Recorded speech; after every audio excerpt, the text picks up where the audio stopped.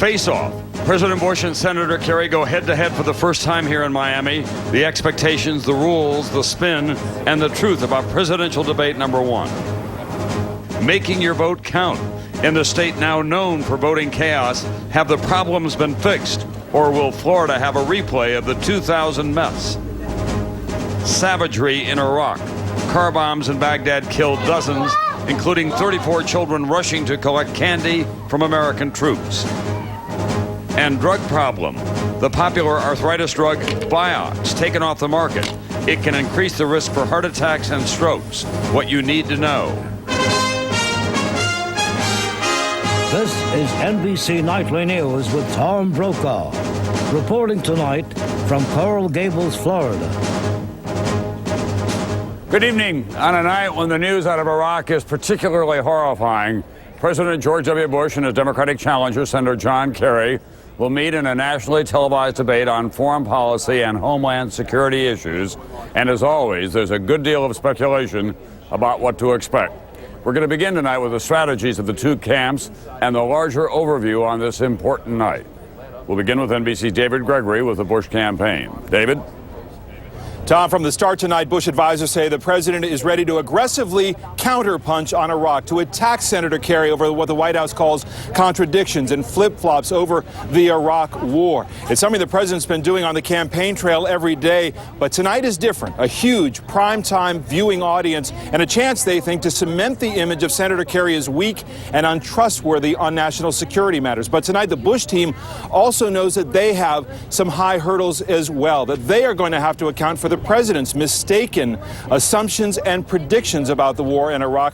We spoke to advisor Karen Hughes today.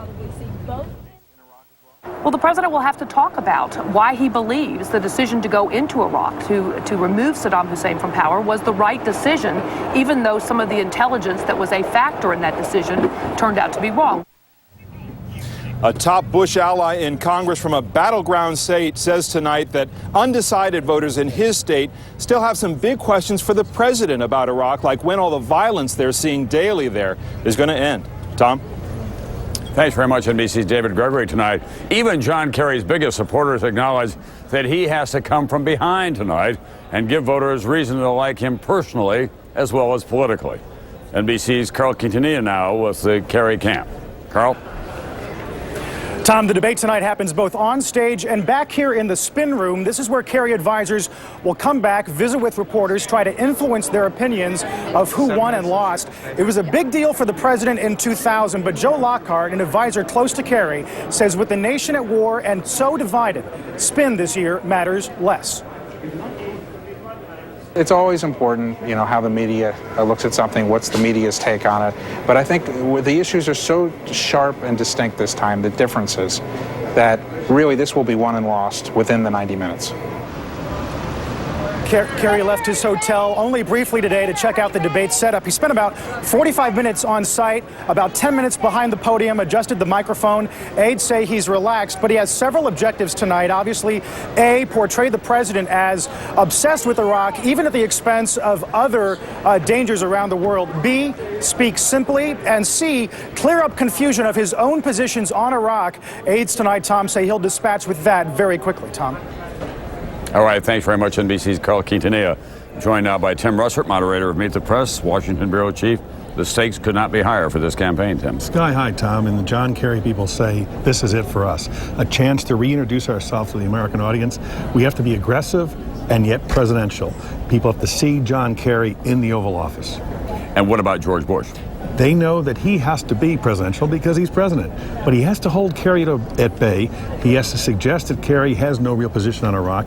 But, Tom, the president cannot be saying something Pollyannish that is in total conflict to the picture the people are seeing on their TV about Iraq. We're already beginning to see that from Karen Hughes tonight, saying the intelligence may have been flawed. It's the first time that they've been talking about that as openly, but we're going to stay the course. Reality time. The president can say stay the course. John Kerry's going to challenge him and say, what does that mean? This has the potential to be an extraordinary exchange because these men have real disagreements on Iraq. All right, thanks very much, NBC's Tim Russert. NBC's Brian Williams joins me now for a close look at the 32 pages of rules for the matchup. Will those rules hold up Once the moderator, Jim Lehrer, says, gentlemen, good evening. Brian? And Tom, as you know, this is a debate really in title only. All of the details have been written down and agreed to in advance. It's all in a 32-page document dubbed the Bible. Well, at starting time tonight, we'll see how closely they're willing to follow the Bible. Only 400 invited guests will be able to see it in person, but the candidates won't be playing to this room. They'll be playing to living rooms, an estimated viewing audience of up to 55 million Americans. Camera 7. Camera 2. And what those viewers are allowed to see has been the subject of much of the pre-debate, down to what pictures can be shown on television. By demanding the networks only show the candidate who's speaking, they're trying to prevent moments like this one. Former President Bush said he just wanted to know how much time was left in the debate.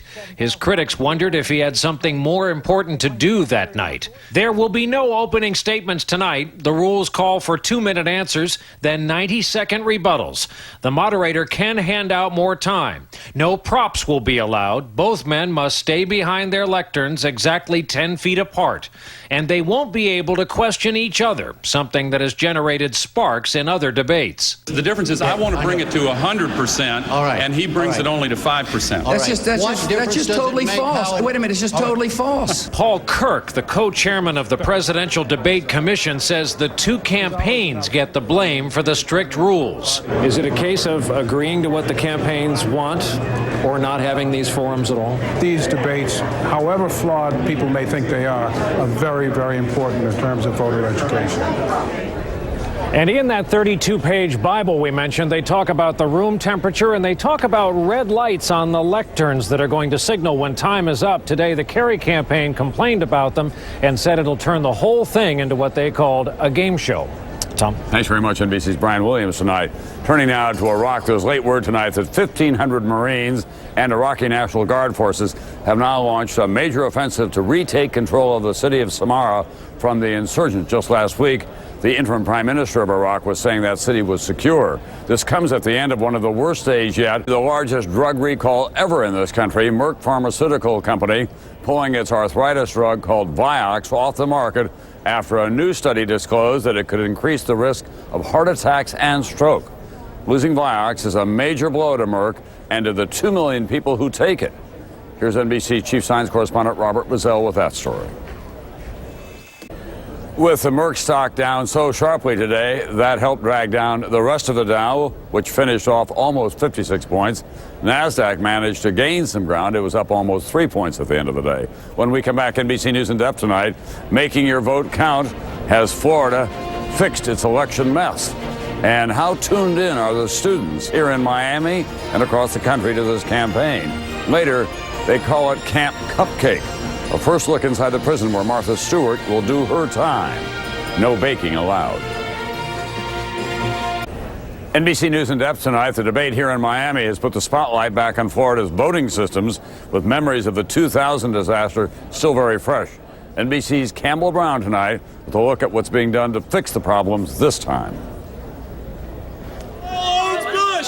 A history-making debacle that led to sweeping reforms in Florida. No more punch card voting machines, no more infamous butterfly ballots, no more hanging chads.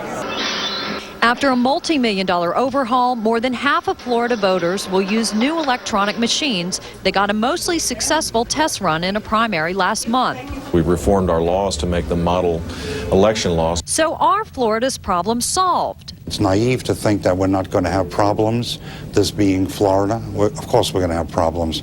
They may not be the same problems. The ACLU and other watchdog groups will be at polling places on Election Day, perhaps with hidden cameras. Everything's up and running? Both parties have teams of lawyers ready to challenge any... Be more representative of everyday student life. With just 33 days until the election, these students and so many others around the country are not very active in the campaign. In the 60s, this campus was aflame with protests over the Vietnam War. But today, with another war being fought by volunteers, not draftees, the old passions have not surfaced again. University of Miami President Donna Shalala, a former Clinton cabinet member, blames the candidates. Well, they're not very hip, and they're just beginning to learn the communications vehicles that our students pay attention to. But they're not focusing on college campuses. These Miami students are in the minority. They're interested and active. Mary Jo Morales is social chairman of the local Young Republicans. When a University of Miami student gets up in the morning, on a scale of 1 to 10, where does the presidential campaign fit in? This week? Or normally? Well, in the long term, not just this week because the debate's here. In the long term? I'd say probably a 2 for the... A 2. Way down. Sophomore Jessica Clausen has many high school friends fighting in Iraq. So making sure that they get home safe is a big thing to me. You think the whole political system and the way that we report on it is widely disconnected from your concerns and what you're looking for? Economics, war, foreign policy, those aren't things that are entertained in the day-to-day lives of youth and students on campus. And so when it's so far removed, it's just not an issue. Out of sight, out of mind. With the debate on the Miami campus tonight, the students are a little more engaged. But once the candidates leave, the students return to their primary passion, the Miami Hurricanes, and their game Saturday against Georgia Tech. I'll be right back with a health scare for British Prime Minister Tony Blair. An Israeli attack on the Gaza Strip has resulted in the highest one-day death toll there in more than 2 years. 28 Palestinians and 3 Israelis were killed in the assault on Gaza's largest Palestinian refugee camp, retaliation for a Hamas rocket attack that killed 2 Israeli children. The deadliest incident today was tonight that British Prime Minister Tony Blair has had a heart scare. He says that he will undergo a routine medical procedure tomorrow to correct an irregular heartbeat. Blair had heart palpitations late last year and again this past August. The procedure Blair will undergo is known as a catheter ablation. The Prime Minister says that he will be hospitalized overnight. He will be back at work on Monday. He also says that he intends to run for a 3rd term. Now, in this country, for a very bizarre incident involving a Major League Baseball pitcher that happened last night in Kansas City. The Cleveland Indians were on their team bus headed to the airport after a 5-2 win over the Royals. Out of nowhere, apparently a random shot, a bullet pierced the side of the bus and hit starting pitcher Kyle Denny in the leg. Team trainers were able to remove the bullet. He was treated at the hospital and released in good condition. All that is strange enough, but then came the team's explanation of why Denny wasn't badly hurt. As part of a rookie hazing, he was wearing what was described as a Southern California cheerleader outfit. While President Bush and John Kerry are here in Miami trying to persuade voters they deserve a 4-year lease on America's most famous house, Martha Stewart is elsewhere this evening, preparing for her own move to a new address. They call it Camp Cupcake.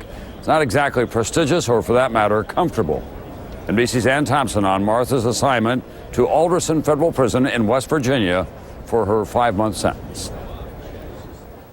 America's lifestyle icon will join the brigade of Alderson's khaki-clad inmates, 1,000 women, most doing time for drug-related offenses.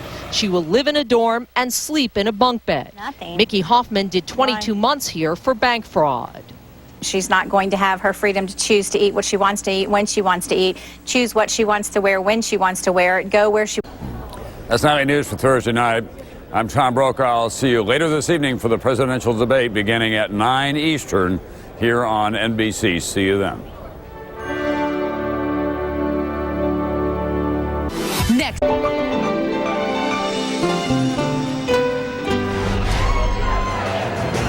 Until tonight, everything has been previewed. After tonight, everything will be rehashed. Tonight is the night of the 2004 presidential campaign. Can John Kerry prove himself the answer to those who want change? Can President Bush show he can produce a second 4-year term that meets the country's hopes? Can either of these candidates prove himself as the man who, in a dangerous world and in a time of economic challenge to the American family, deliver us from evil? Let's play hardball. Governor Reagan again is against Governor, here you go again. There is no Soviet domination of Eastern Europe. I had a discussion with my daughter Amy the other day. Governor, if Kerry departs, my state, when people lose their jobs, there's a good chance I'll know about their I names. would put Medicare in an ironclad lockbox. Are you better off than you were 4 years ago?